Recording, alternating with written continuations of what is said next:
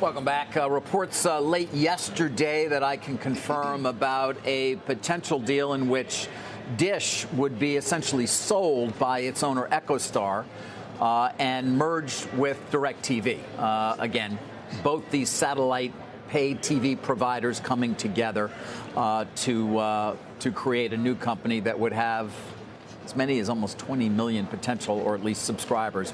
Overall, of course, as our viewers well know, the businesses have been under pressure for quite some period of time. Dish's business, for example, lost, I think, 182,000 subscribers in the last quarter. And the satellite TV business there has been shrinking at about a 12% rate, which, of course, as you know, is not good. They also own Sling TV, which would go with the deal as well. Dish's pay TV revenue was down 10% year over year. That was as of the last quarter. And cash flow at the company, EchoStar, has been under significant pressure, given the company has a significant debt load. Why? Well, remember all the money it paid to buy all that spectrum to become a potentially nationwide provider of wireless services.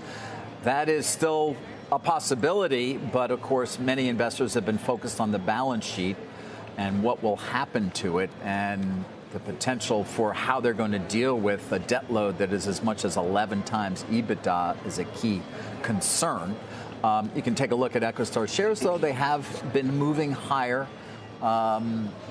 And those who try to understand the value of the company certainly look through and try and understand the value of that spectrum. What would this deal mean?